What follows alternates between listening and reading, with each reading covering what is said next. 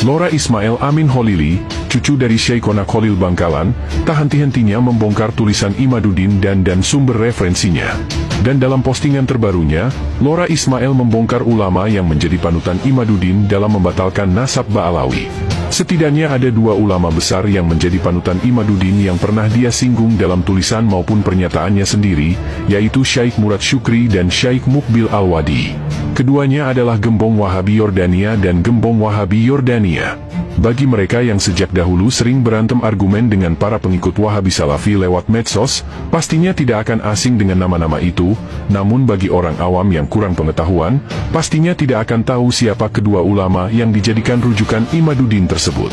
Dan aneh bin nyata, bagi mereka yang sudah tahu siapa kedua ulama yang menjadi rujukan Imaduddin tersebut, kok mau-maunya masih mengikuti tesis abal-abal karya Imaduddin tersebut. Sungguh tak tahu malu kalian sebenarnya.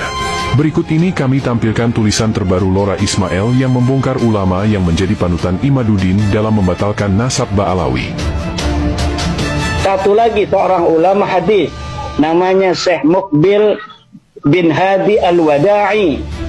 Orang semua kenal, banyak kitab-kitab hadisnya.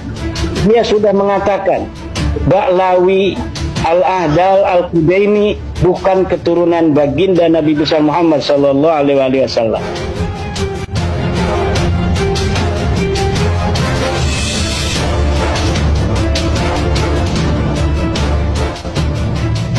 Syekh Murad Syukri dan Syekh Muqbil Al-Wadi, dua ulama Wahabi dalam mata rantai tesis Kiai Imad, sebuah catatan seorang pembaca. Bagi kalian yang selama ini mengikuti konflik nasab ini, mungkin sudah rahasia umum, kalau Kiai Imad dalam berbagai argumennya mengutip statement dari dua ulama Wahabi. Pertama adalah tokoh Wahabi Jordania Syekh Murad Syukri, yang kedua adalah gembong Wahabi Yaman Syekh Muqbil Al-Wadi. Tapi saya baru saja menemukan sebuah fakta yang menarik, yang muncul dari suatu pertanyaan, apakah Kiai Imad tidak tahu bahwa dua ulama itu adalah ulama-ulama Wahabi? Saya yakin Kiai Imad tidak selugu dan sepolos itu, beliau itu orang yang punya ilmu dan bisa baca kitab, tidak mungkin jika beliau tidak tahu. Buktinya, ketika menyebut biografi singkat Syekh Murad Syukri dalam catatan kaki tesis versi kitabnya, Mawahibul Ladunia fi Bayani Inkitoi Nasabi Ba'alawi bin Ubaidillah, halaman 21, di situ beliau menuliskan, مراد شكري سويدان أبو الحارث الفلسطيني ثم الأردني، عالم بالتاريخ والأنساب والرجال، ومن أقوى العلماء في الفقه الحنبلي ومن الأذكياء الأقلاء، من العلماء الأثلاث في المملكة الأردنية الهاشمية في منطقة جبل الجوفة في عمان العاصمة، درس في الجامعة الأردنية. Murad Syukri Sweden, Abul Harits Al-Falestini Al-Urduni, ila akhirihi. Setelah saya telusuri, catatan biografi itu Kiai Imad copas dari situs berikut, http://www.aleman.com 20i257p2. Coba perhatikan, mengapa Kiai Imad hanya copas sampai di situ saja?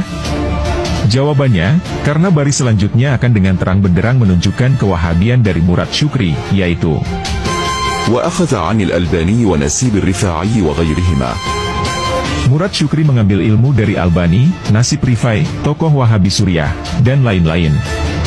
Kiai Imad tentu tak ingin membuat para muhibbinnya yang juga orang-orang NU itu kecewa, jika tahu bahwa yang sedang beliau jadikan rujukan, adalah seseorang yang sanadnya nyambung kepada Syekh Albani Al-Wahabi.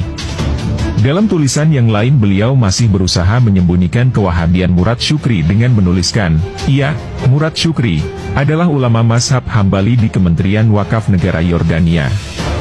Ia banyak menulis kitab dalam ilmu fikih. Di antara kitabnya adalah Raf'ul Harut wal Asor Anil Muslimin fi Hazihil Asor. Ia juga menulis sebuah kitab yang membatalkan nasab Ba'alwi dengan judul Al-Ithaf fi Ibtal Nasabi Al-Hashimi Libani Alwi wa Al-Sakaf. https://rinubanten.org.id/membedah-kitab-rujukan-sang. Kiai Imad juga mengakui bahwa Murad Syukri adalah salah satu inspirasi yang berpengaruh dalam tesisnya. Tentu Syekh Murad Syukri dan lainnya sebagai ulama terdahulu, mempunyai peran terhadap tesis penulis, tetapi yang penulis suguhkan hari ini jauh lebih komprehensif dan mendetail, dari ulama-ulama sebelumnya yang membatalkan nasab Ba'alawi. https://rinubanten.org.id/imam-mahdi-ba-alawi-dan. Nanti akan kita sebutkan siapa ulama yang dimaksud Kiai Imad. Murad Syukri sendiri bukan ulama Wahabi sembarangan. Ia adalah tokoh Wahabi yang terkenal dengan ucapan-ucapan kotornya. Bahkan pernah mengatakan para pengikut akidah Imam Asy'ari adalah zindik yang lebih hina dari sampah, dan sudah seharusnya kepala mereka ditebas dengan pedang. Kiai Imad dan muhibbinnya masih berakidah Asy'ari kan?